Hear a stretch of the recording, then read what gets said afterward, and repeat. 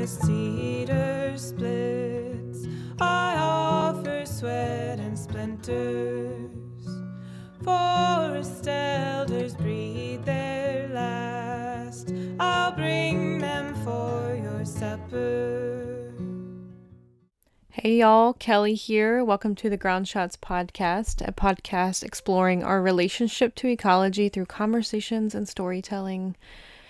Hi from Virginia, where I am right now in my hometown. If you listened to the podcast episode a couple episodes ago that I released in December, you heard a little bit about my upbringing here in my hometown, and that's where I am. Gabe and I left Colorado kind of in this sudden way, unfortunately. We had such a hard time finding a good place to put our bell tent camp in Colorado. We had to move suddenly like 3 different times last year. I really love Colorado, and I really love the Durango area where we were, and that's where Gabe grew up. And I won't really go into the details right now because it's kind of a long story and I don't really know if I want to share it all with the podcast audience, but you'd think it'd be easy to find a place to set up your own space. You know, we have our own outdoor kitchen, we cut firewood, and are pretty self-sufficient, but it's more complicated than you think sometimes, being on other people's land or being on public land and in a place where it snows a lot, and just dealing with the communications that are necessary to be clear about agreements, and everybody has journeys they're on and how they communicate in the world, and sometimes you're met with the difficulties of where other people are in their journey. So we had to deal with that and like pack all our stuff up really quickly and suddenly leave. I was really enjoying having this kind of grounded earth energy time, being snowed in our bell tent a lot and being by the wood stove, and it was really good for me, and we're going to get back to that. I mean, we came to Virginia too in part because my dad had a health crisis this past fall, a blood clot in his arm that could have been like a heart attack or stroke kind of situation.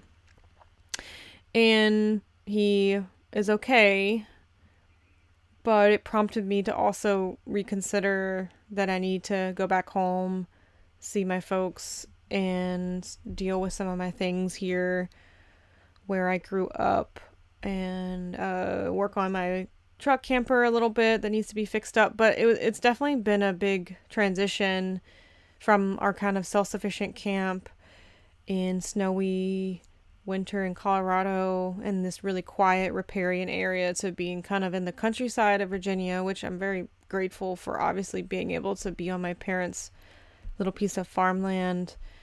But, here there's not a lot of public land, and the culture is pretty different, and it's pretty humid, and it's rainy, and feeling a little bit like tied in, and being around my family and in this place where I have a long history of how I grew up and the things that were hard for me being here growing up as kind of a weirdo, neurodivergent, artsy kind of queer kid. And I feel pretty good with myself these days. Like, I feel pretty solid in myself and who I am in the world, but there's definitely old patterns that come up here when I'm here that I notice in myself, just the ways that I deal with things that are difficult here, and communications here, and the smells and the energies and the like feels of places. Of course you can revisit them and like remember through that feeling. So I'm here right now, and the pandemic's pretty bad here. A lot of people are sick from COVID and having a hard time in trying to stay isolated here and work on the projects I need to work on.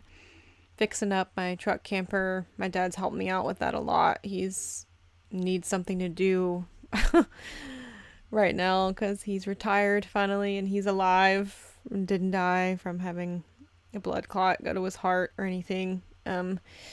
And I also recently acquired an Airstream, and through these series of events, some friends of the family realized it was too much for them to deal with, and they offered it to me for a really good price. So now I have an Airstream to fix up and deal with, but I'm really excited for the possibility of kind of upgrading it and designing it to be a little bit more suited to my needs, and having a little more space, and my truck can carry an Airstream pretty easily. So I'm kind of looking forward to that when I feel like I have the time. You know, in Colorado, we were resting a lot, and I was really trying to keep my to-do list to like 3 things at any moment. And right now it feels like a lot more intense. So before we get into this episode of the podcast, just wanted to give you a few announcements. As I put this episode out, there will be a apothecary sale going on at offsedgeandsalt.com, also where the podcast lives, that same website. And I only do sort of apothecary shop update every now and then. I did one in the fall, and people really loved the medicines, and it was pretty popular. Like, it kind of surprised me, to be honest, because I usually don't do a shop update and like everything sells out in a couple days.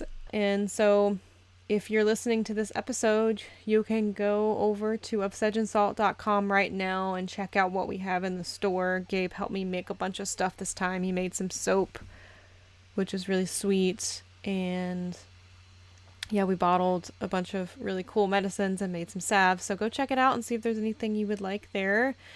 Once everything sells out here in the apothecary sale this spring, I probably won't open it again for a bit, because it requires a certain amount of infrastructure to be able to make it happen. And I want to focus on some other things right now, some writing projects and this podcast. So there's that. And also, I just wanted to remind y'all that we have a Patreon for the podcast. Patreon.com/offsedgeandsalt is the name for it. And you can always find the link to it in the show notes.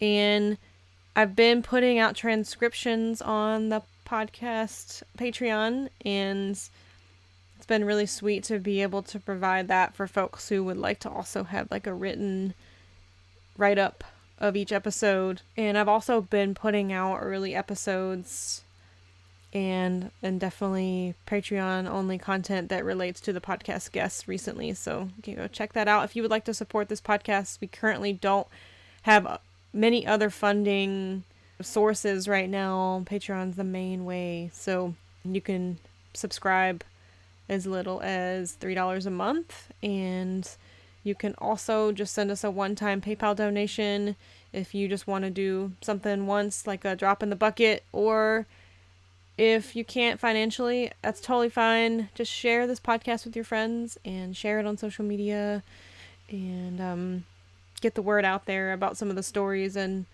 projects we're sharing here on the Ground Shots podcast. So this episode of the podcast is with Sarah Galvin of House of Yore. And Sarah lives in Southeast Alaska and is an herbalist and a storyteller.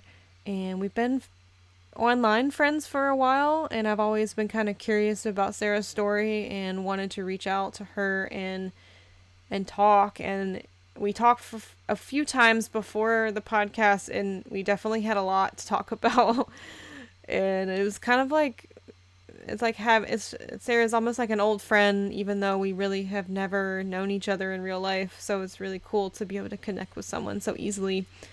And after our first few chats, I was really excited to do a more formal recorded interview with her and share it with y'all. So I'm really excited to share this. So let's go ahead and just get to this episode with Sarah. And I don't even want to tell you all the things we talked about, because I think they'll speak for themselves and you'll really enjoy it. So happy listening, y'all. Every piece of wood I bring carries a story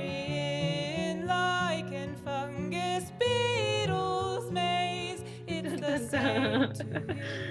Well, hi, All Sarah. over Thanks for there. being on the podcast and agreeing to talk with me today on air. The Pleasure. light, the light just came out there in Alaska where you are. Yeah, yeah. Yeah, so like it'd probably be lighter earlier, but the mountains kind of shaded out for a while. So it came over the mountains just now at like 10:30 in the morning. Wow. Well, maybe you could introduce yourself and like where you are, a little bit about what you do in the world, and then we'll go from there. Okay. So I'm Sarah and I live in so-called Alaska, and I have for the last 10 years. Not always year round. I've kind of bounced around with some nomadicism. And I have an herbalism business and have been kind of much more focusing on getting into relationship with land. Alaska itself, I came up here with sort of, I think, a very individualistic point of view, which is, I think, what a lot of people come up to Alaska with, this very independent, gonna learn how to live in the woods and not have to rely on society, and I'm gonna like opt out kind of deal. And have faced my own dark night of the soul from that journey and kind of feel like I'm finally coming out the other side the last couple of years and getting into more relationship on what my role can be in any sort of collective vision. And that has turned into me moving into a different area of Alaska in the last 2 years. I live in like Ketchimak Bay area, and I kind of have me and my partner, we rent a cabin. It's like rustic, but not rustic. Like we have electricity. And we have hot water this year, which is nice. And and I've been building this business called Forest and Fjord for the last like year and change, and only launched it in March of 2020, I guess. And I'm kind of coming out of that now too with some lessons, and I have been working on rechanging the name and kind of changing what I'm offering. I think I started off thinking I needed to make money and find a way to continue to live more simply like I do, but actually not just constantly be at a survival level of lifestyle. And it's morphed into me being really excited about offering more workshops and educational opportunities, and maybe creating sort of like study guild type things. But so, yeah, we have a small kind of farm, I guess you could say. We have goats and sheep and pigs and chickens and a really cute cat, but don't tell my landlord. He lets us have everything else but a cat. That's And interesting. Like, why not a cat? I don't know. He lets us have goats and pigs and all the things, but he's not into dogs or cats. So, I mean, it's been nice to find a place that we have a landlord that lets us actually interact with our land that we're on. And then our neighbors have more acreage, and they've been letting us pasture our animals. So a lot of what kind of this area in particular has seen a lot. I mean, Alaska sees climate change on a much faster level in the north than like other places. And with that, the Kenai Peninsula has seen like a really intense spruce beetle kind of invasion, resulting from the warmer winters and just like the climate's shifting, and it killed off pretty much all the Sitka spruce in the area. And where So where Kenai Peninsula is it's very much like a liminal zone, I guess, in the sense that it's where bioregions collide. So Kenai Peninsula juts out into the Gulf of Alaska, and the Cascadian region of like Southeast Alaska and the temperate rainforest that travels up the Pacific Northwest. Um, it's, you know, that temperate rainforest, very coastal, very misty vibe, and big Sitka spruce and hemlock and cedar and lots of like underbrush of like blueberry and stuff. And up here, it's like where the boreal and the temperate rainforest kind of are overlapping. And what's, I think, happening now is with the spruce beetle kill, a lot of the Sitka spruce got killed off, and it's just opened up this land in a different way, but it's also made it really a lot more susceptible to fire, which is already a part of the boreal's ecology. And so there's a lot more discussion about how there's not really a big grazer to come in and help like clean up after these burns anymore. There's even like I think it's Fish and Game, or it's not the Forest Service, but people have been talking about maybe even trying to introduce some type of like woodland bison, which is something that's been introduced in other areas of the North, in the Yukon. And if you drive up the Alaska Highway and you go through Liard, that area they've introduced woodland bison back into the mix, because part of what's happening is the rate of climate change, like the fauna of the forest are not like meeting with how fast the flora is being asked to change. So that's kind of been part of the instigation on one way for exploring having pasture animals, because it feels like this land is asking for it, that kind of relationship. And then on the other hand, it's very much connected to my own ancestral sort of journey. And so I'm Irish.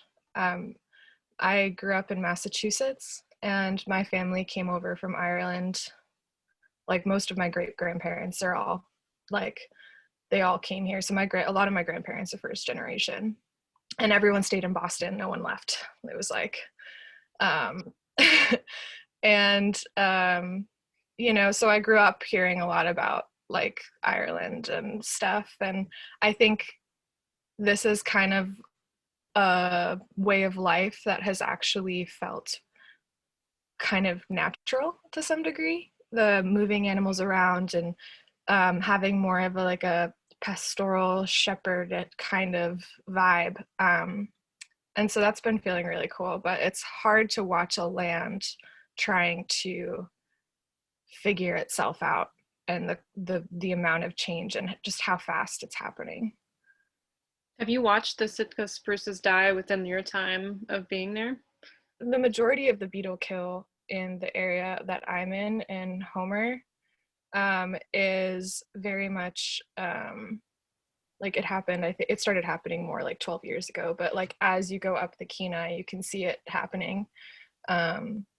And I mean, also if you drive from the lower 48 up to Alaska, like the entire drive through Canada, it's like you can just see the like massive, like I think there it's mostly like pine beetles, but just they're not an evil thing. They serve a purpose in forest ecology as well, but you know, having no checks at this point has made it so that the forests are just really like, you know, kind of getting cleared out in this more southern regions. But then vice versa, forests are actually moving farther north than they've ever moved before as the climate warms as well. So the trees are migrating. Yeah, when Gabe and I did the Colorado Trail this summer, we noticed Gabe did the trail 5 years before, and in that 5-year time, how many of the conifers died from different beetles. Like all of them had something, like different pines, not the pinyon pine, even though there's a beetle that affects the pinyon pine in the Southwest, but the Douglas fir, spruces, and fir trees. Yeah, sometimes it would be weeks of dead trees we would walk Yeah. through. It's a lot. And then it's just this giant tinderbox, you know? And so a lot of people, their firewood here is all beetle kill. People don't harvest like living trees much. They're getting the trees that are so diseased, or the trees that have already just been completely killed by beetles. Wow. Yeah. So, I try not to demonize it in my head and just look at it as like change that is, inevitably what we're going to face, and try to figure out ways in which I can make my lifestyle have, a relationship to that change that could potentially help be of benefit in that transition time. But it's interesting. Alaska is not. I lived in Southeast Alaska much longer than here, and this is more like South Central Alaska. And Anchorage is like, I'm on the road system now. I hadn't lived on the road system in like 8 years. Everything was by ferry, because Southeast, there's no roads connecting all the different towns and villages. And Southeast is like Tlingit territory. So it's a kind of like, they're still kind of in the Athabascan language family, but very different, like much more like coastal. And it was like, that land is just super, super, super abundant. This area is like Dena'ina and Alutiiq, or Skagupiaq peoples. And Dena'ina is actually the Dene. So their kind of like kin can be found all across like Navajo Nation. But there's different waves of migrations of peoples that inhabited Alaska. And so there's like all sorts of different ways of that people have kind of inhabited this space. And I've been looking a lot into sort of that land relationship aspect of kind of how I can position myself into like a new zone of like, okay, like how did the native people interact with this environment? And like in my modern life, what are different ways that I can like maybe uphold that type of relationship? The challenge is that Alaska is just, the northern climate is shifting so fast that it's not as like transferable as maybe it could have been even 25 years ago. You talk to different elders or people that have lived in Alaska for a while, and things are, like, even in the 10 years that I've been here, I've noticed how different it can be between this winter and 7 winters ago. But now that I'm in a new zone, I'm kind of relearning place. So that's kind of fun, honestly. We've talked about the like green speak, Yeah, I can see how for a lot of people there it's jarring, this very quick change that's happening ecologically, and how that really reflects culture for so many indigenous peoples in Alaska too, of holding on to that deep culture that is in relationship to land. And if you can't do the same things anymore that you used to do, and even now with people actually being allowed to practice their traditions in a lot of ways and not being allowed to maybe in the past, and then if the lands change, what do you do? How do you shift and morph and change? It seems like a complex thing. Yeah, I mean, food sources, like traditional food sources, are either gone or have very much changed, or aren't available at the scale they once were. And so maybe through the lens of harvesting from abundant sources, it would actually be like the food source would transition, the main food source would transition. And that's like something that is very common, like for the Dena'ina people. There are elders that speak of not really having moose be a main staple of the diet, and having it mostly be caribou. But ever since Anchorage has become this like kind of giant metropolitan zone, in this like valley of migration, traditionally speaking, like the Kenai caribou herd is tiny, and it's not super healthy, and it's definitely, it struggles. It used to have a lot more space to move through, but the flatter zones that that are easier to develop, which were the main corridors, are now the things that are developing. In Alaska, it's very visceral, the development. You know, it only became a state in 1959. The transition to being a colonized zone is also a little more unique than the lower 48, just based on what was happening politically at the time. That's why Alaska is so much protected land, because at that time, that's when, you know, the president was very into conservation and creating these giant national parks, and was literally kicking Native people off their land in order to preserve it, and kind of just not really seeing that relationship of how humans tend land, and that this was all something that had been in relationship. The concept of owning, or what, you know, a kind of more colonial mindset would do to resources, is just not what was happening here. And also on another level, like Alaskan Natives really banded together and were able to form like the Indian Brotherhood, and like lobby themselves, and got like a lot of money, millions and millions of dollars, to create Native corporations. And so like there's, I think right now, 13 different Native corporations.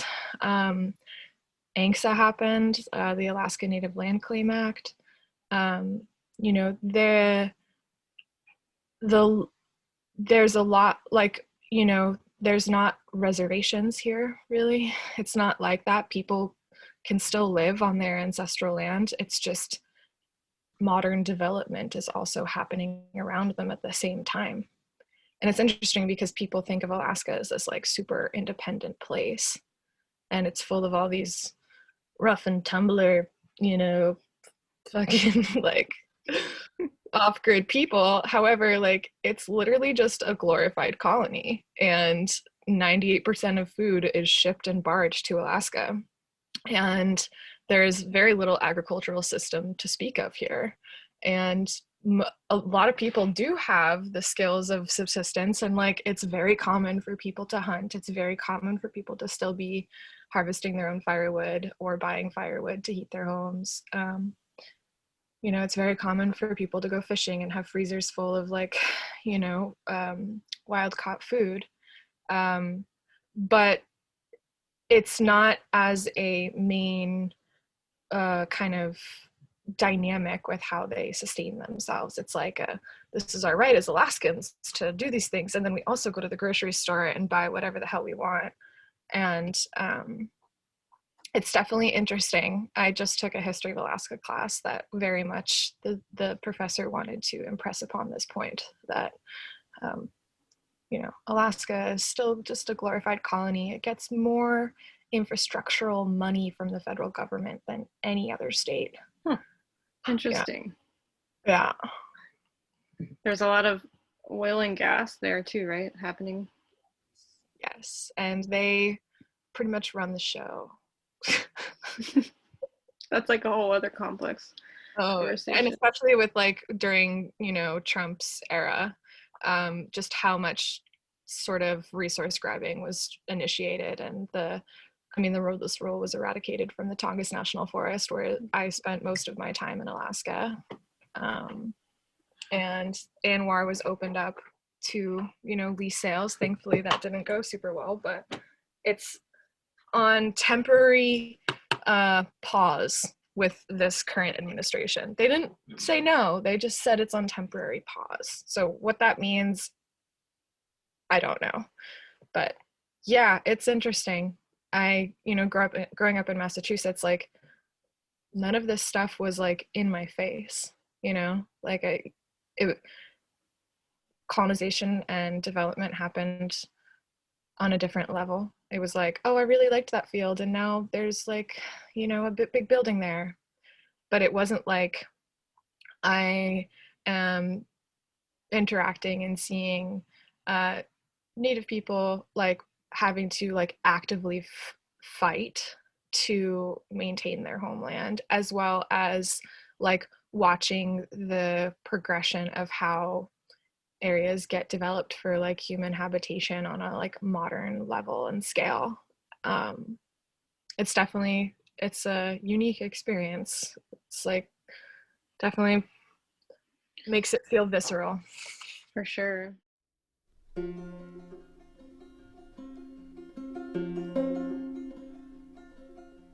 God wrote the Bible, I never saw its light. If I wrote the Bible, I'd fashion it from mud. For dirt is my savior, and water is my blood.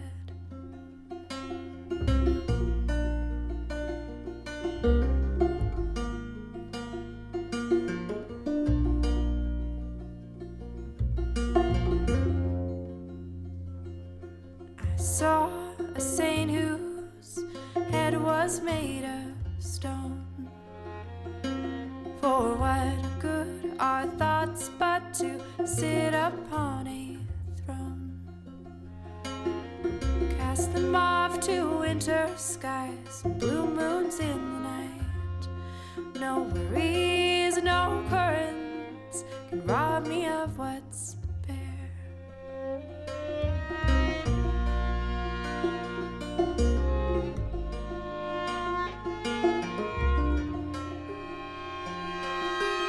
Night is a gospel remedy.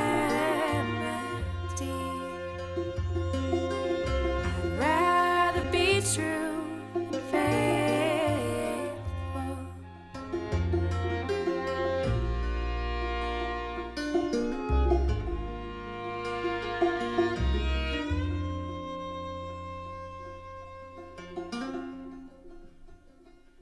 I saw smoke burning up above a fire,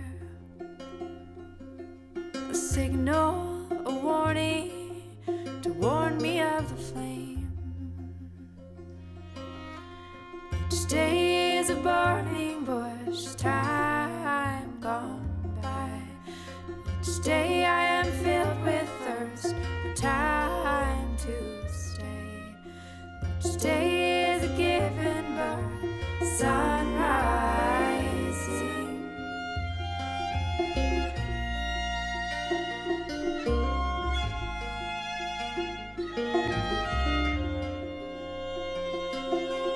Night is a gospel remedy. I'd rather be true and faithful.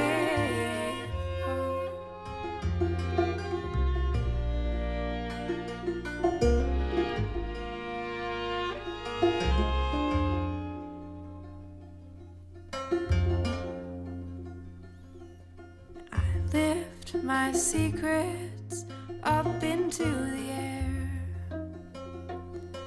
where pine trees and morning doves can wipe them clean away. I saw a mirror draped in blooming flowers. How I dreamt you'd travel back and show me what I'd changed.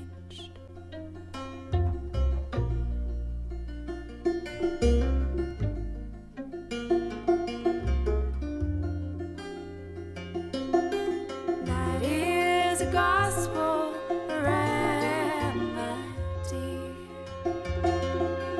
I'd rather be true and faithful. Night is a gospel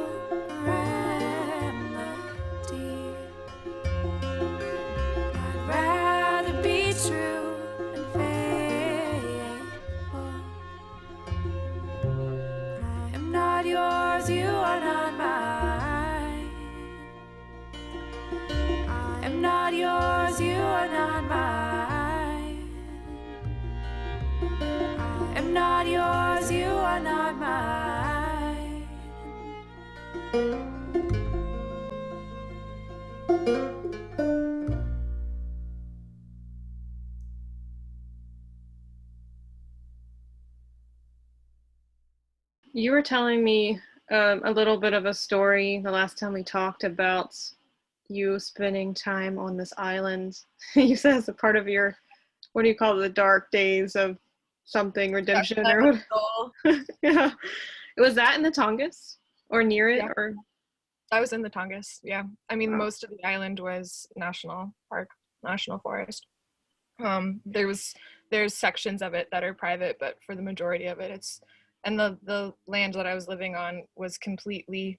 I had one corner of the property had like a neighbor kind of property, and the rest of it was just national park around me. Um, yeah, that was a we could go down that story. I mean, so some basis is I started studying Ayurveda. My mom is an acupuncturist and traditional Chinese medicine practitioner. So I grew up with like that as a holistic lens of like health and almost like a worldview as well. But I had to be different than my mom. So I got into Ayurveda, and Ayurveda is like an elemental science, essentially. It's a worldview. It's not just like a health uh, regime. And if you don't know what Ayurveda is, it's like the sister science, they say, to yoga. So whereas like yoga is the more like kind of physical meditative practice to check in and tune into your body and be in relationship to the aspects of how your body shows up with the different kind of psychological um, kind of ramifications that end up becoming physiological, um, and seeing where that relationship is. Like Ayurveda is the entire system at that point that you then consult in order to understand how to live. A lot of people think it's like a balanced life. You have a constitution you're born with in the world, whether that's like the doshas are these like kind of relationships to elements, but then just to look at the elements themselves, we all kind of come into this world with relationships to certain elements, whether that be ether, air, fire, water, earth. And then we have that's our nature. Then our nurture is kind of like the lifestyle which we grow up in, the ways that we're fed, like on a mental, like, and emotional and physical level. And so essentially the goal with Ayurveda is to not get all the elements in balance. You're not trying to figure out how to make your life balanced, that you contain a little of everything. You're trying to really hone in on the fact that like you're here with a certain dharma, you're here with a certain soul purpose, and the elements that you are in most relationship with are the tools of that purpose. And you can either let them play you like an instrument and have them kind of subconsciously rule you, or you can get continually into relationship with them and really learn how to play them as the instrument of like the work of your life. And so I kind of was looking at my nomadicism like through this lens a little bit, where I was like very much steeped in work of like Joseph Campbell and a mythopoetic kind of background of like archetypal natures, and would kind of like recognize that like, oh, there's this thing that I'm kind of working on in myself, and like I could travel to this more fiery, airy bioregion, and it would get me into a relationship with that type of elemental constitutional like part of myself, and I could like be in that land and like learn from that type of space. And so growing up, I left home at 16 and started traveling. I lived in Europe, and then I came back a year later and went to the West Coast and tried to do the Pacific Crest Trail, but I was like way too pale, and it was like way too sunny and hot, and I was like, I'm not built for this. So I stopped and ended up hanging out a lot in like Washington, Oregon. And this time of my nomadicism was a lot more of like the hitchhiking everywhere, train hopping, much more like as fringe as I could possibly manage. I didn't believe in money. I wanted to find a way to live outside of all of this kind of capitalist, materialist game. And eventually I found myself in the redwoods of Northern California having like a midlife, or I guess quarter life crisis they call it, but I was like 17. And I was just kind of like, oh my God, like, what am I doing? I need to learn how to be like actually in relationship. I need to be building skills here, not just like I know how to inhabit these spaces and rough it and like um, do long hikes or live with nothing and all this stuff. I need to like really be skilled, and that is going to take, you know, me really learning from others, which was also hard for me because I had a problem with authority. So then through that experience, then after that, I started woofing. And so I ended up going and woofing. I woofed in North Carolina. I woofed in Vermont, which was the best woofing experience that I had. And like, disclaimer here, woofing is pretty fucking dangerous. There's no vetting process, and like I've definitely been in some super weird situations through the woofing What is woofing like? For experience. some people, Okay. don't know what that is. Some people do, Okay. but maybe you could give a brief what it is. So WWOOFing stands for Worldwide Opportunities on Organic Farms. It's an organization that's an online database that started in the 70s, I think. At this point, it's all over the world, and each country usually has its own WWOOFing database, and it allows farmers to, or honestly, this is what I learned. Anyone, doesn't have to be someone who's actually living in a organic farming way, but it allows farmers and people who are living on land and creating maybe permaculture things or whatever, essentially put themselves through like a $40 fee on this database. And then as a like a woofer, a person who's looking to work on these places, you put yourself on the database, and then you're able to explore the different connections and email people and figure out maybe where you'd want to go. I don't know if things have changed since when I was doing it. Maybe there's a vetting process now. Maybe there's some sort of certify, I don't know, maybe there's an interview they have to do. That'd be ideal. But and so woofing is a kind of a really great way to kind of put yourself in situations where you maybe learn and be exposed to things that you would maybe otherwise not really have access to. Like, I didn't grow up knowing many people who farmed or anything. I didn't grow up in an area where I grew up in the suburbs. Like, you know, I didn't even know how to change a flat tire or whatever, let alone, you know, I didn't know people who knew how to do things for themselves. You hire someone to do that stuff because you're just going to your job every day. And so anyway, I woofed for a while, and kind of through this whole journey, it had been a couple years, and I was in Vermont, and I was living at this farm that was really great, a family-run farm, and there's lots of other like younger folks that were there too. They had sometimes up to 10 to 12 people at a time. And I was learning a lot, and like they actually paid me a stipend, which most woof places don't, but this place like actually gave me $250 a month. And that was really cool because usually you're doing all of it for free, or for room and board technically, but you know, it's a lot of labor, and it's a lot to navigate having boundaries and knowing how to express them. And like living on the fringe makes you have to learn your own internal boundaries on a very intense level. It's really challenging because, you know, you're constantly chameleoning to these other situations that are someone else's creation. And you know, as far as Ayurvedically speaking, that could be very draining to the like air element of things, because you know, and then it gets it aggravated, and we already live in a society where like air is very aggravated. Air is the like only element that's mobile. Earth, water, like water isn't mobile on its own accord. Water is mobile by the shape of the earth or the way the wind moves it. Water is stable in its own. Fire doesn't move unless it's got air to feed it. And then the ether is just the space that everything inhabits. And so, you know, our society is built on a very like toxic relationship with air and fire. I'm like nodding yes.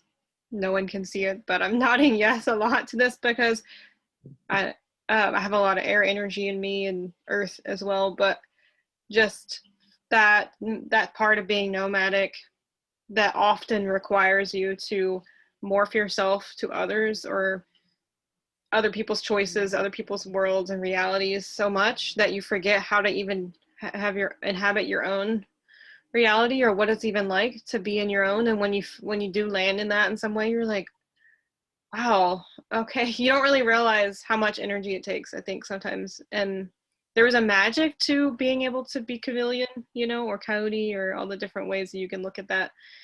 But I think where is that? What is the good relationship with that to have,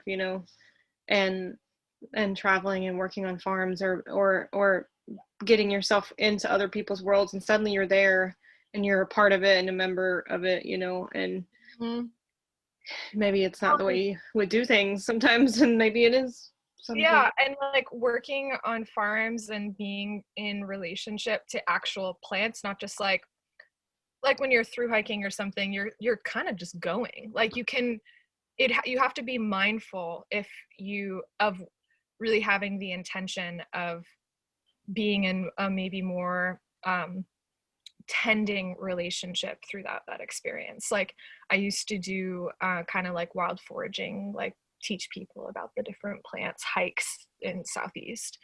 And people would be like, oh, can't we just keep going? And I'm like, if you want to do that, if you want to just hike up this mountain right now, go for it. But that's not what we're doing right now. Like we've got to look around and see how everyone's doing and like see this area, like look at this microclimate of the mountain, like this spot is more shaded, so like this would be a good spot to come back to later if we want to get a early batch of like lingonberries that have been just frosted enough or something. Like being in that kind of relationship takes a certain mental space, and you can't do that if you're just breezing through life all the time. And through my nomadicism, getting into relationship with really having to tend plants in these different zones and like coming into a situation and having to like be in a nurturing dynamic with something that is from the earth felt really profound. It's just, I got to Vermont and I was like, this is great. I stayed there for a year at this farm. And I was like, but this is almost too agrarian. Like I want to have a little bit more of like a blend of this. I don't necessarily want to just be like, we're going to have to like clear this field in order to plant all these different plants here. And not really, like everything we eat is from what we grow, and that's great on one level of looking at the world. And then on another level, it's like, I don't want to have my whole process of being in relationship to the food I eat be me having to like remove what's already there. And so I decided that I was going to try to find a different experience, and I wanted to maybe go somewhere where there was a more homesteading vibe. And during that time, I was also really recognizing that like on an elemental level, being in a more, especially like thinking of like my body, my ancestral body, my bones, my blood, this like elemental vessel that I'm carried in this world has relationship to a certain land base based on the genetic imprinting of my history. And having most of my family, like pretty much, I did one of those DNA tests, I'm like 98% Irish.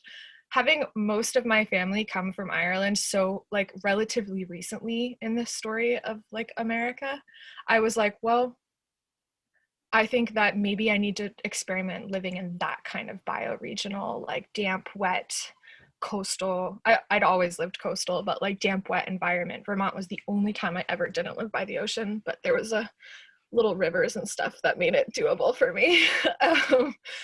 And so anyway, I ended up deciding I was going to go to Alaska, and I found I wanted to be remote.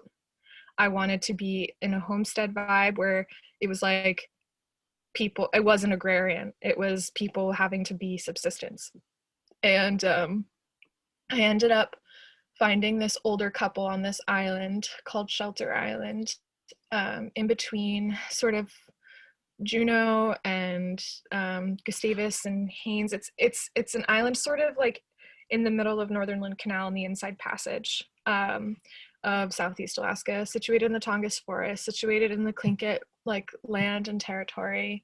And I, you know, it was an older couple that had been there for 37 years or something.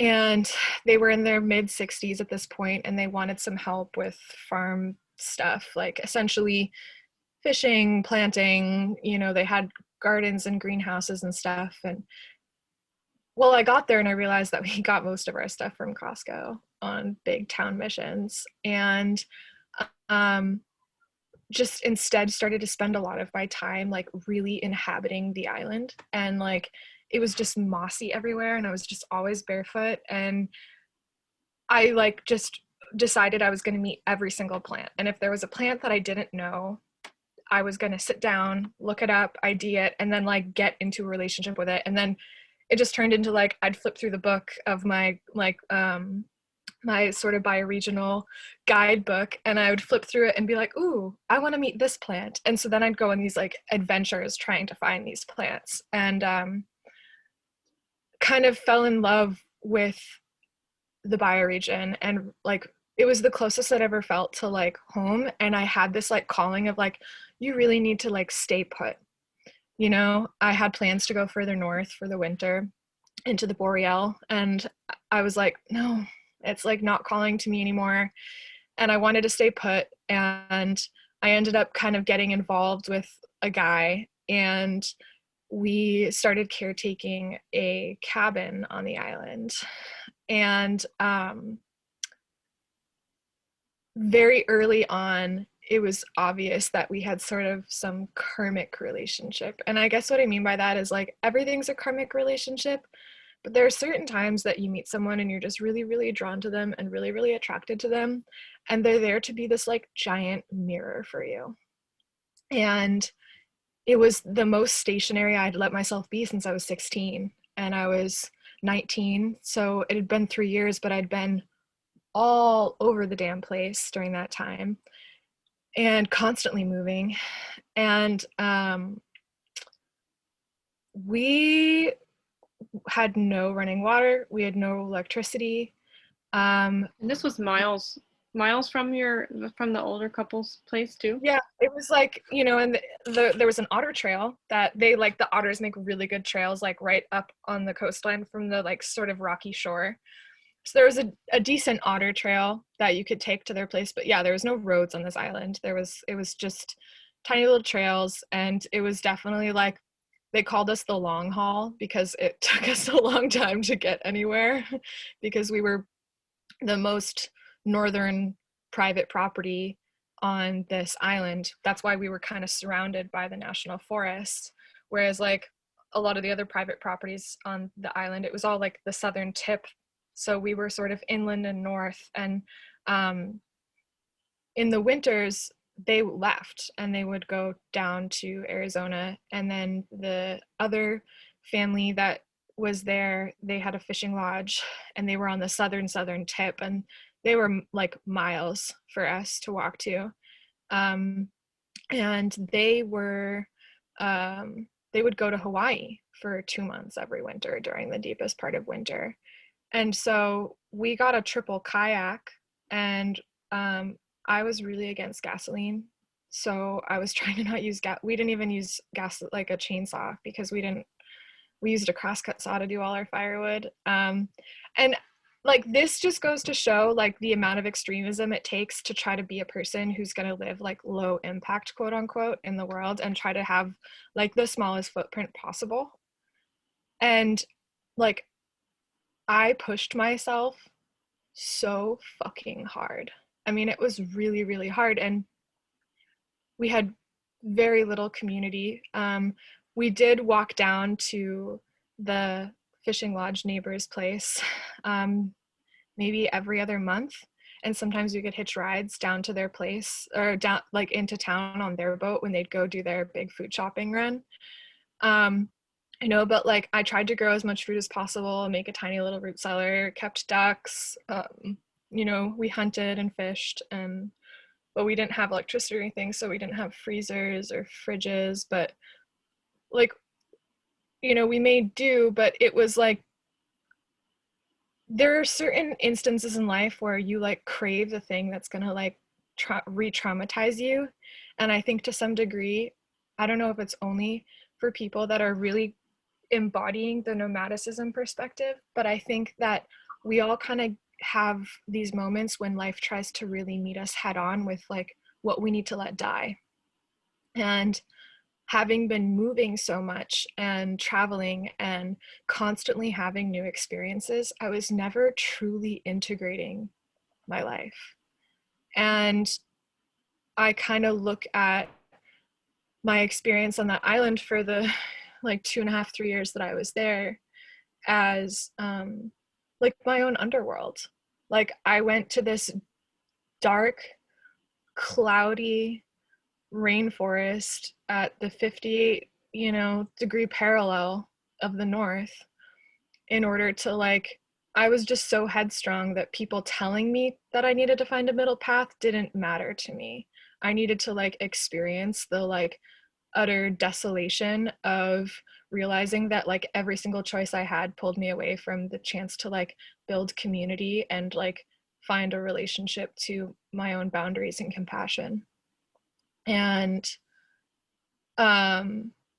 it's one of the best experiences I've ever had in my life. I feel like we live in a world where people really don't want to be triggered and they consider it a bad thing.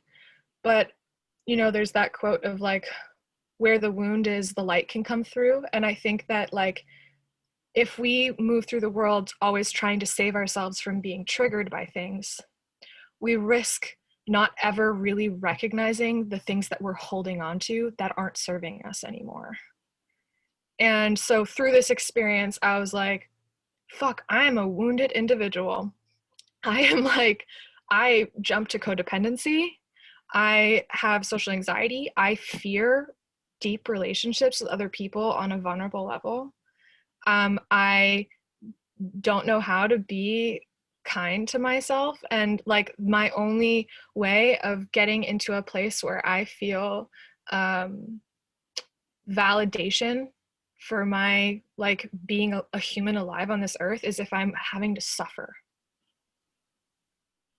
That means that I'm doing it right because I'm suffering, and I should suffer because look at the world, look at how fucked everything is. And like, if I'm not suffering, then I'm not like doing the real work or something. And after that, so that relationship, of course, with this is like the foundation of it, like it blew the fuck up, and was really intense and toxic on both our parts to the extreme. And we just like drew it out of each other. And then eventually he left, and I stayed on the island by myself. And that was like the true dark night of the soul. It was like the deepest, darkest part of Alaskan winter, and it was fucking cold, and we had barely any firewood, and I was like bungeeing the crosscut saw onto another tree to try to saw firewood by myself because crosscut saws require two people. And it ended up being this like intense understanding that like I have such a strong willpower. Like my relationship to fire is very, very intense. I have a very intense fire. And I was like, I don't have it under control.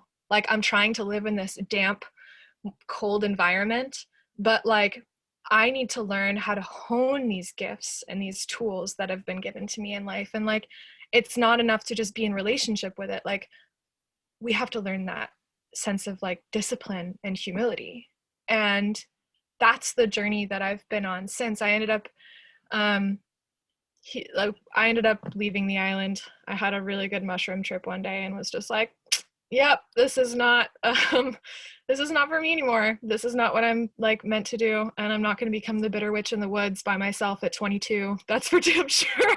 So many people dream of that being that being at the edge of the woods. I think like I wouldn't have come to the realization that I do now if I hadn't had that experience. And so like I meet a lot of people that hear about that and they're like, wow, that just sounds dreamy to me. That's just like what I want to do. And I'm like, well, you probably need one of those underworld integration periods. Like when it's like you get into the place where life wants you to experience this so badly that it starts showing up in all these different interactions, where you can see maybe the toxic patterning, the karmic mirror.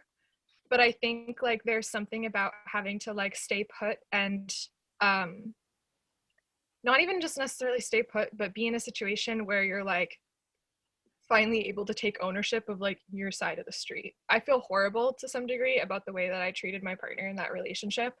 And I'm sure he feels similarly, except not, because he's called me a succubus many times. But I think that like, you know, I took it and was like, I am going to like clean up my side of the street and like own what I need to own. And when there's a lesson that because I am very much a proponent of the like web of weird, and that there's a certain warp to life, and we get to have free will and do the weft, but that's where the real patterning of a weaving comes in. But the warp is what gives everything structure, and like to some degree there are things that just we come into the world with and we have to learn to get into relationship within ourselves, and that's going to be a reflection of how we approach the natural world. Like during that time I was very much in the like wilderness is wilderness and everything else is civilization, and you know, like I was in a fucking dichotomy, you know, in my mind. Whereas like middle path is very much like I reside in the gray now, and like it's a lot more nuanced conversation than you know, in all of these regards.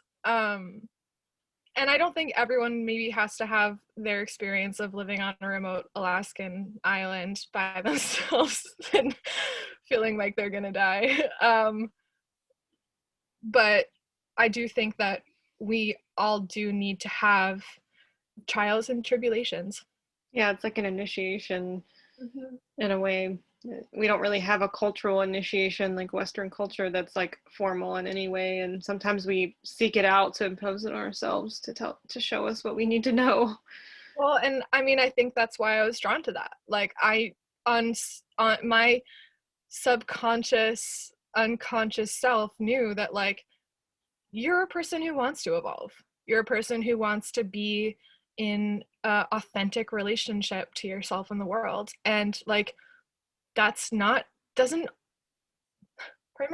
come from the most loving experiences. I think it can, but I think, you know, on the hero's or heroine's journey, you know, we have to go into the dark places, and like this is where Christianity and monotheism and the sort of Abrahamic Judeo-Christian religions have demonized the dark places, to the point where it's also like stunting our own growth as people, to not get into a relationship with inhabiting the dark places. Like if we look at the most, you know, sort of like oldest finds of human archaeological altar spaces and places of sacred worship and of spiritual like kind of coherence, it is in caves. It is in the dark caverns of the earth that we find our own inner light, you know? And I think it's hard for me to imagine where I would be now had I not faced the amount of darkness that I've had in my life. And I feel like I'm, you know, and after that experience, I ended up going to Ayurveda school and getting certified to be an Ayurvedic like health counselor, and really focused on the psychology element of things. And since then, that's the direction that I'm going. Like right now, I'm working on a psychology degree with a goal of getting my master's in like depth counseling psychology and be able to like work with people recognizing the mythopoetic nature of being alive, and that it's not super cut and dry of just like, this is my trauma and now I have this trauma, or like, this is what triggers me, and like I need to always be in safe spaces to avoid being triggered. And I think yes, and like, yes, you need to be able to be in relationship with yourself enough to know like when you have the emotional bandwidth to sit with your darkness, and when you need to just be really nurturing yourself in preparation for that journey. And at that time, I knew, like, every fiber of my being was like, you're staying here. This isn't where you thought you were going to be. But every part of me was like, this is what I'm doing. This is what feels right. And when it was not feeling right anymore, I walked away and was willing to accept that change. And since then have did a little bit more nomadicisms,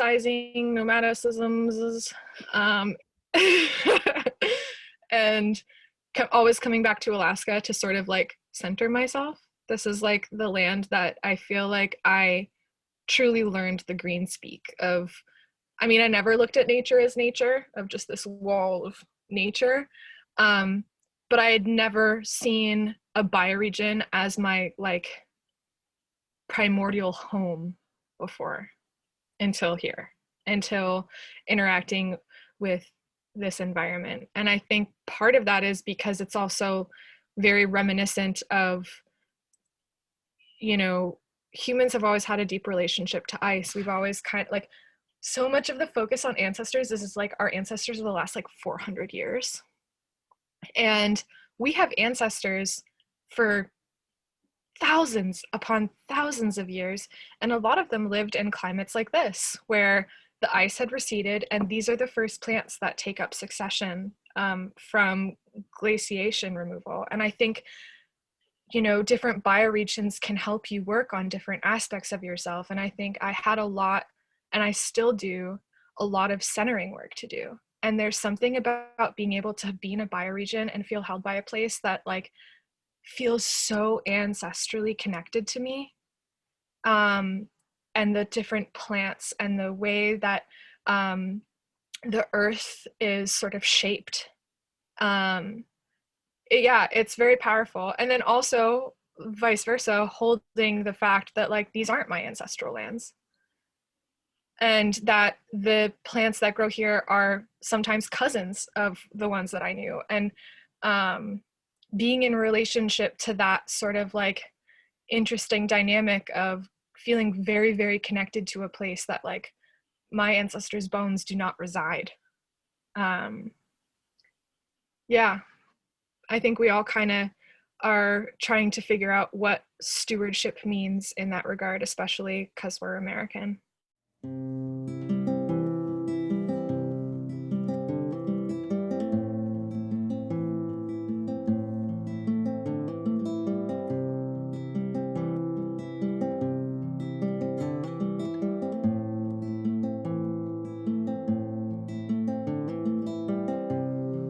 Talk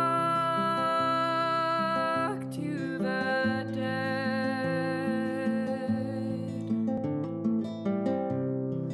No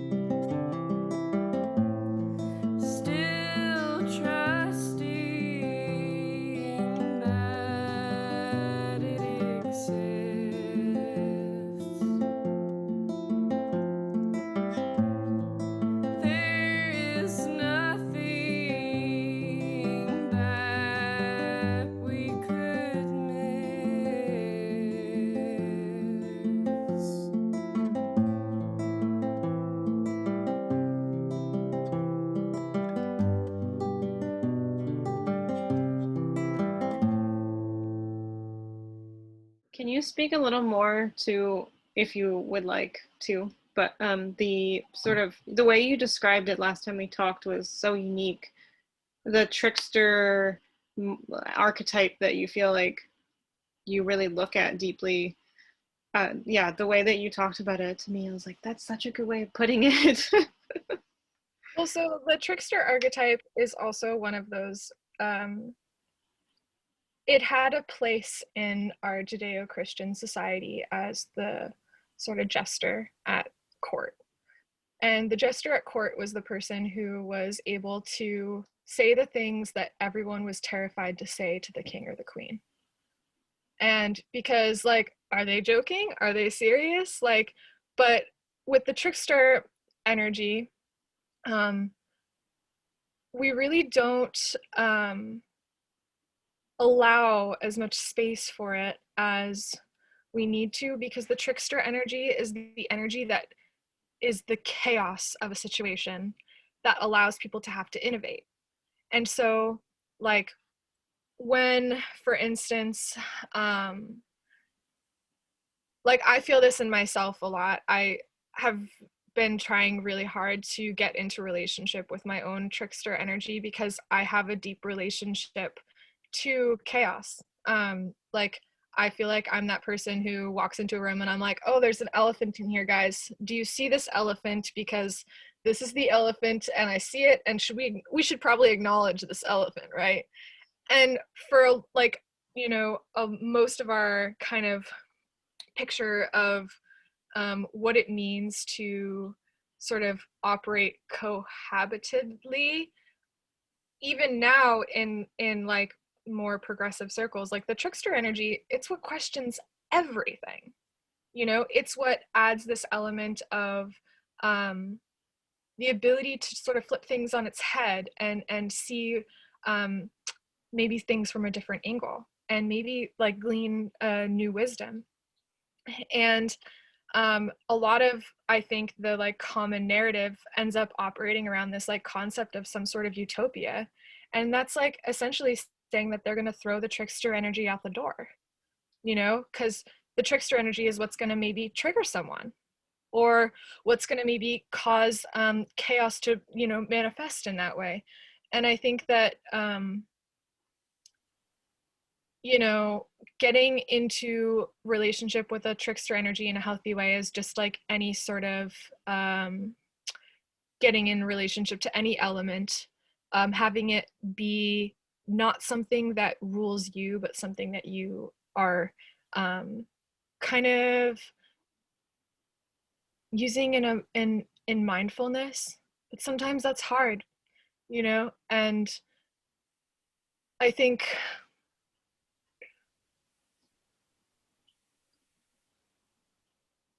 the trickster energy kind of shows up in essentially every culture that has an earth-based centering to it.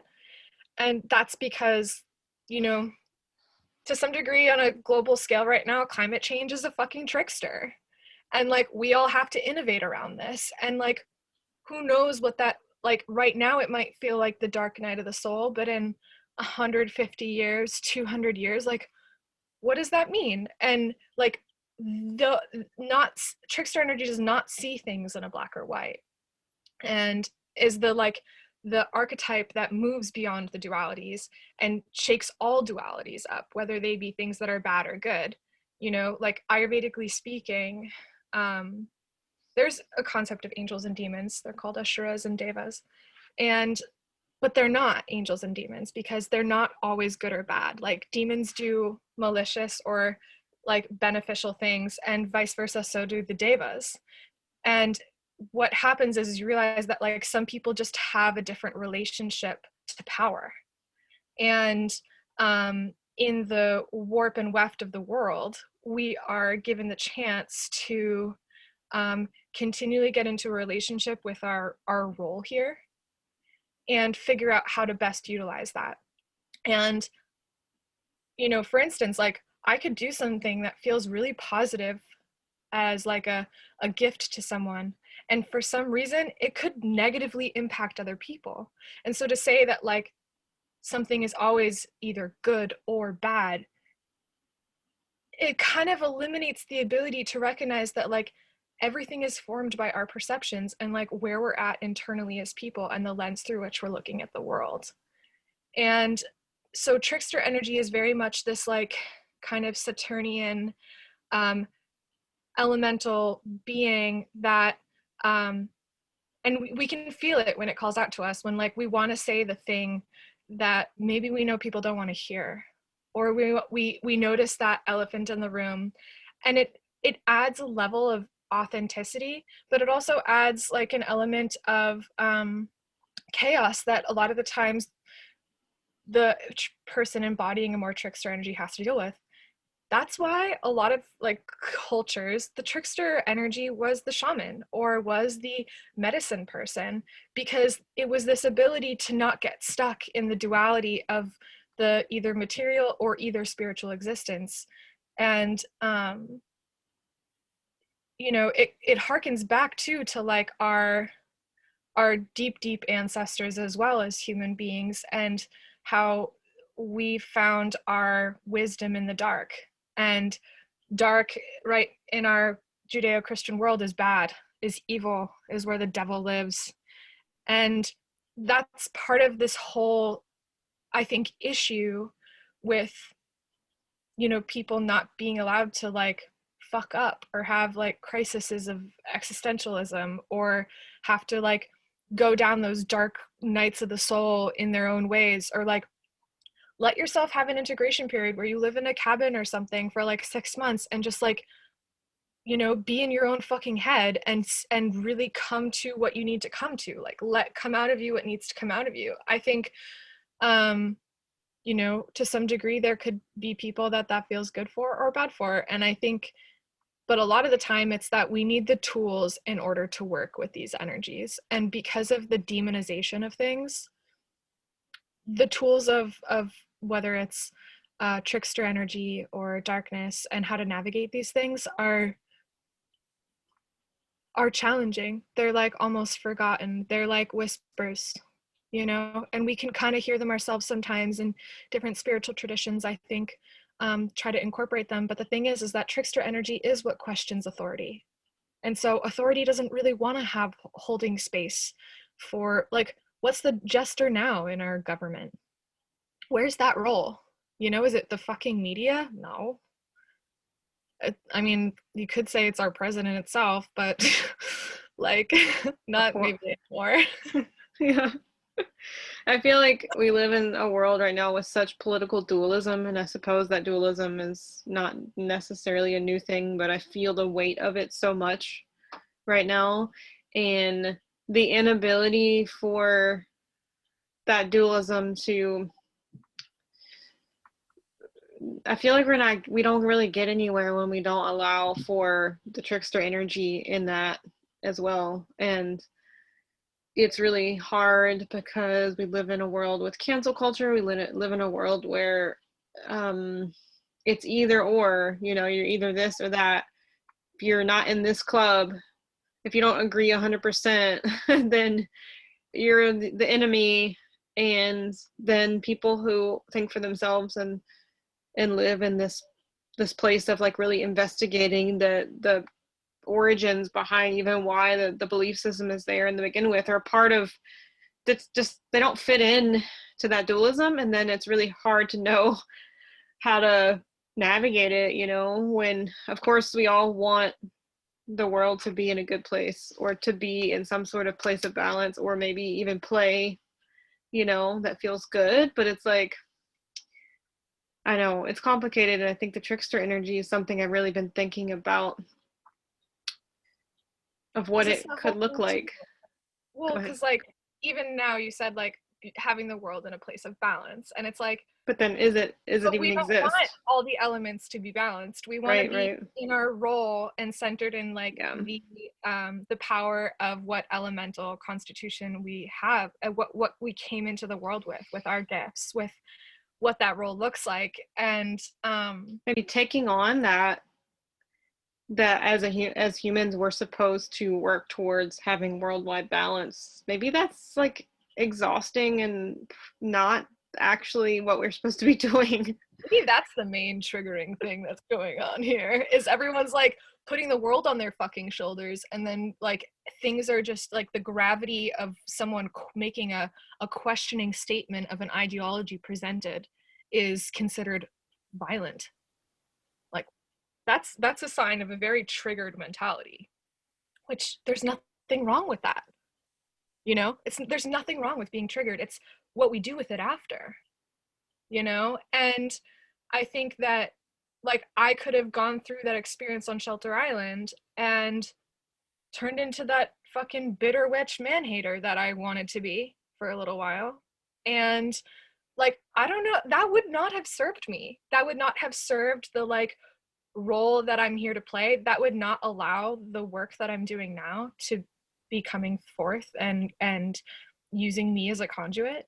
Like, I think, you know, I personally believe that like I have been in activist circles since I was like 16, 17 years old. Like I got called out for the first time of being a racist when I was 17, and it was super intense, and I learned what the term tone policing meant.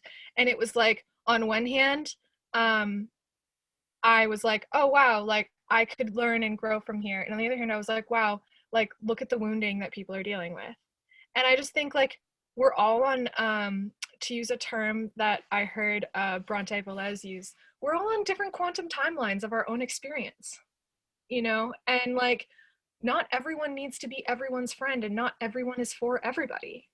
And I think, I wonder, in the super progressive kind of ideological story, like, what's the goal? A utopia? Because that doesn't fucking exist.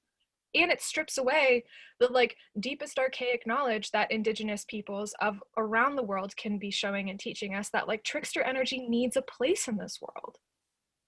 You know, we need to have the ability to sit in discomfort.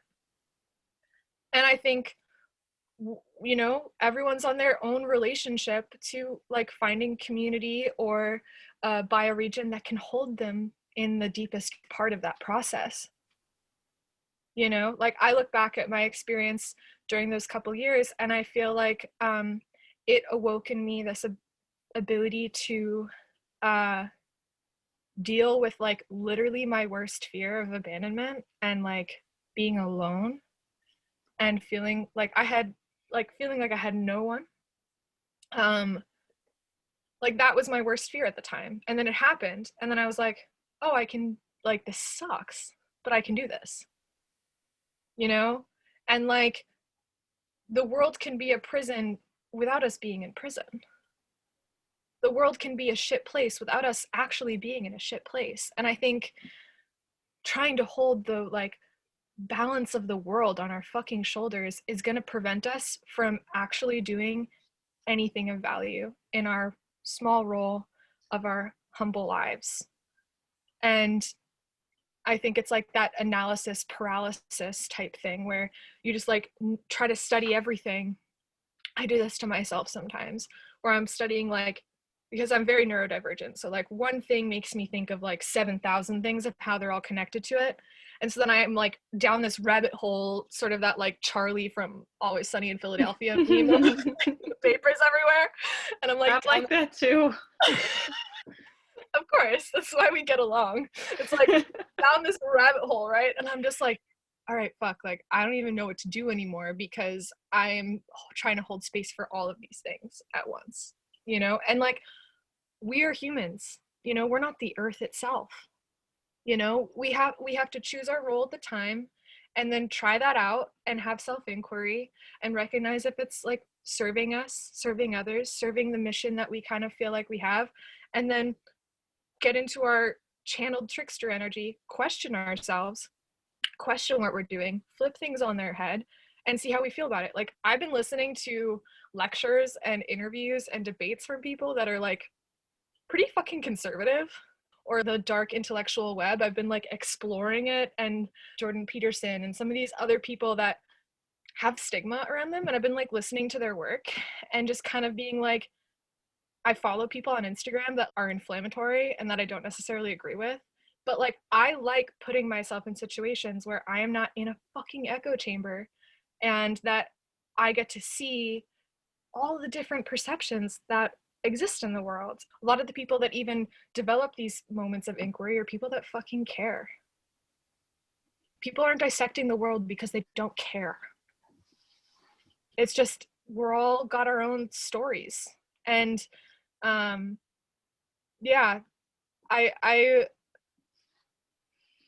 I think that the cancel culture thing, and I think there is a time and place to hold people accountable with a little fire, especially when there's power dynamics going on. I just think how people judge those power dynamics is interesting sometimes. And I also think horizontal oppression is a very real thing, you know? Like through this pandemic, all the fucking billionaires of this country just made like double what they already had so far. And we're down here scrabbling with each other for the scraps, you know? And I think that a lot of us are trying to figure out how to have a life of like livelihood, but I've stopped trying to achieve balance. It's exhausting and it's not worth it. And I'm a very like weird, like I would say I'm kind of type A because I like planning and I like structure, but then I also suck at giving it to myself too. But I've been like I used to plan like during my like nomadicism days, like I'd have plans for like a year in advance of like, so I'll be here and I'll do this thing and I'm gonna like learn this skill and then I'm gonna take a break and like do this little like relaxing thing in the forest for a while and then and then I'll go to this other wolf place where I'll do this other thing and I'll learn this skill and then and it was like I was like mapping out my life for myself, and it's something that I think is for me helped me feel in control of something, because it's kind of scary to live life being in relationship to trickster energy, which is the unknown. It's the unknown. It's the chance, and but at the same time, I'm tired of getting myself into trouble, expecting what I thought would happen to happen.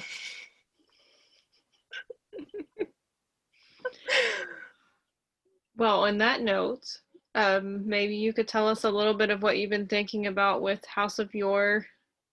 Maybe you're not quite ready to tell the world or like put it out there, but Be good for me because it's been this amorphous, Charlie with the fucking maps all over the wall. Like, how am I going to draw all these things?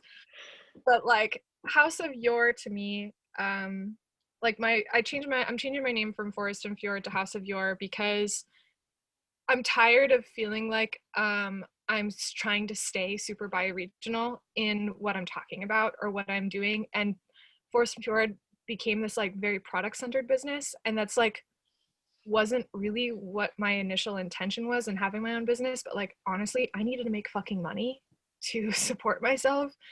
And it was something that I already really, really enjoy doing. Like I love formulating things. It's like magical. It's like storytelling with physical items. It's beautiful. But House of Yore is kind of going to be more of like exploring the yore of life, which is the things that we like that are whispers on the wind, the things that are maybe like a little forgotten, and the things that like I think are best not to forget. And it's got this sort of romantic energy to it, the word itself. But I think a lot of what I'm going to try to do is have, instead of like online courses per se, I want to have like study guilds where I help supply reading materials, different videos, things to watch and take in.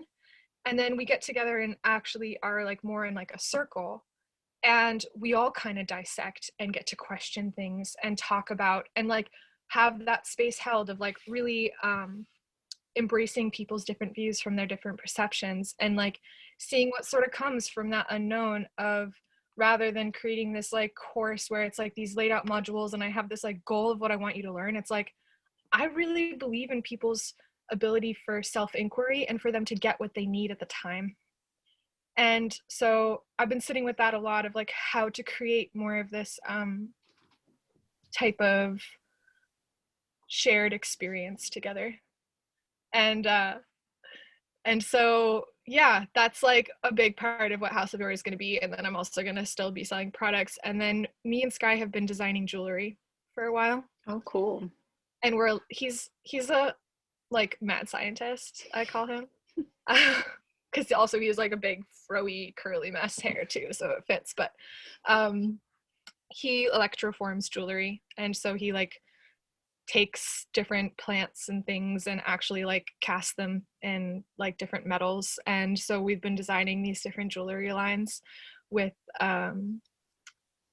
actual botanical elements as the structure of the jewelry itself. And so it's like talismans, I guess. And so we've been like really working on that for the last like year and a half, and finally gonna start. I think we're hoping to have stuff coming out around March, but we shall see. Like I said, not planning too intensely and holding myself to anything too. At least it's a being you're playing with, and when it's ready to come out, it's going to come out. Mm-hmm. Yeah. Where can people find you online, or see what you've been up to? And so soon houseofyore.com will be done. So that'll be the thing. I've been building that website. And then I'm on House of Yore at Instagram, and there's like periods between house period of period yore. And yeah, I'm planning on doing a lot more of a newsletter type deal. I really like writing and storytelling, clearly, because I talked this like entire episode. So that's a good way to stay in touch and like kind of get information and get to maybe also see a lot. I take a lot of pictures of like what I'm doing, and so I like doing photography and share that too. Cool. Was there any last thing you want to share before we part ways? Only that I'm really grateful that you asked me to come on, and kind of touched, because I feel like looking at the rest of your people, I'm touched that you'd feel like I'm someone worth talking to on here. Also, I really just want to give you props and you and Gabe for the work that you're doing, and the ways that you're expanding. And I think this is just a wonderful podcast, and I'm grateful to be a part of it. Thanks. Appreciate that. Every piece of wood I bring carries a story in lichen, fungus, beetles, maze. It's the same to you, all ablaze. Hey y'all, you just listened to a conversation with Sarah Galvin of House of Yore on the Ground Shots podcast. I wanted to let y'all know that Sarah's website, houseofyore.com, is now up, and I will have it linked in the show notes of this episode so you can check it out and see what Sarah's up to in the coming months. We realized after recording this episode that there was so much more we wanted to talk about, and more we wanted to cover with some of these topics, so we toyed with the idea of doing another episode at some point. There's an ice storm happening around us right now, so I've been trying to re-record this outro, and there's ice crashing on the roof constantly. So if you hear it, that's what it is. I give up trying to find silence. Anyways. So yeah, we're probably going to do a part 2 at some point and get deeper into some of these topics, and it's really cool to listen to Sarah's stories when we chat with each other. I feel like we could talk for hours. Also, the music for this episode, we featured 2 songs this time. The first one was by Lindsay Clark, and the second one was by Soleil We Met, and both musicians' bandcamps or websites will be linked in the show notes, and go support them if you can by buying their music. I'm really excited and happy for being able to feature some new and interesting music in the coming episodes. So thanks y'all to everyone who offered music in the fall when I put the shout out there. And yeah, it's fun to be able to have a menu of amazing music to feature. The theme music for the Ground Shots podcast is by Mother Marrow, and go check their music out. Always linked in the show notes. Thanks for listening, y'all. Until next time. The same to you, all ablaze. When you burn, burn with the light of the morning's birth. Burn, burn with the heat at the heart of the earth. Burn, burn with the light that reveals our faces. Burn, burn with the heat that will warm these places. Some may fear your endless greed, but not me. No, not me. Some may fear your appetite, but I'm at home in your life. Fiery fingers curling round, flaming tongues that flutter. Promise you will warm my bed. I'll satisfy your hunger. If you burn, burn with the light of the morning's birth. Burn, burn with the heat at the heart of the earth. Burn, burn with the light that reveals our faces. Burn, burn with the heat that will warm these places.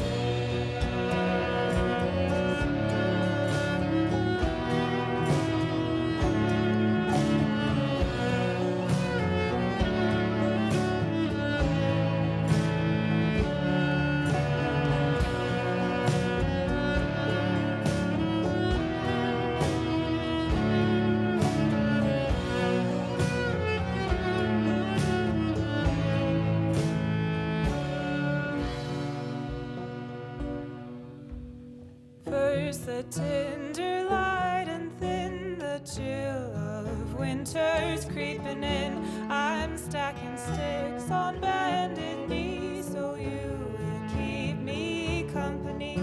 I'll bring you branches, feed you logs so soon